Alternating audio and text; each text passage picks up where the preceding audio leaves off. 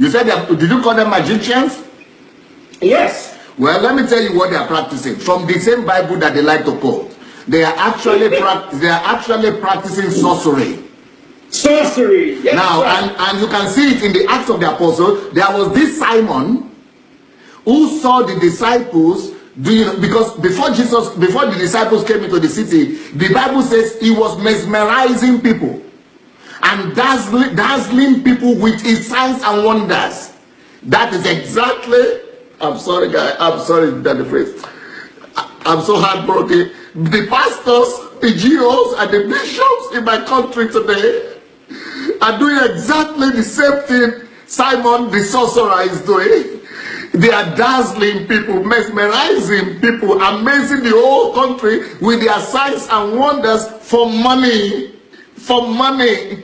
So when the disciples came, they were doing the same miracles, superior miracles, without money, without asking for money.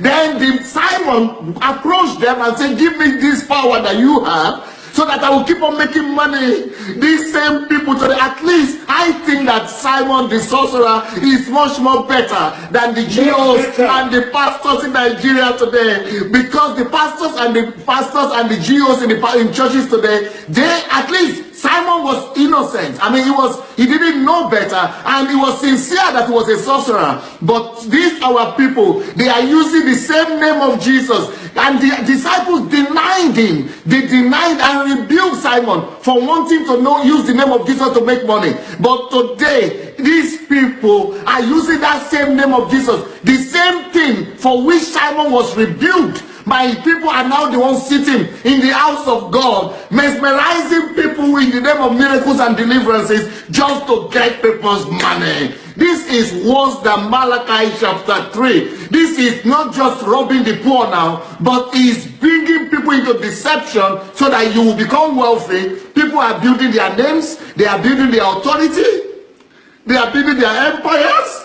They are building their wealth on the back of the poorest people in the world. Our country, our people have become the poorest people in the world. And where is the money going to?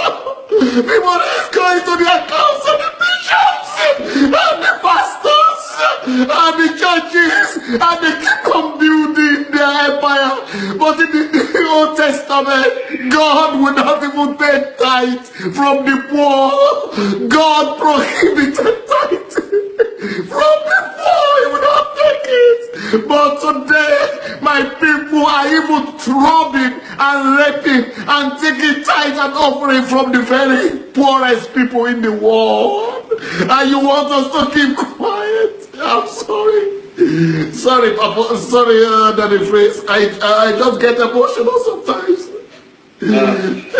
You see, sir, there's a Bible verse they like to quote, the book of Hebrews.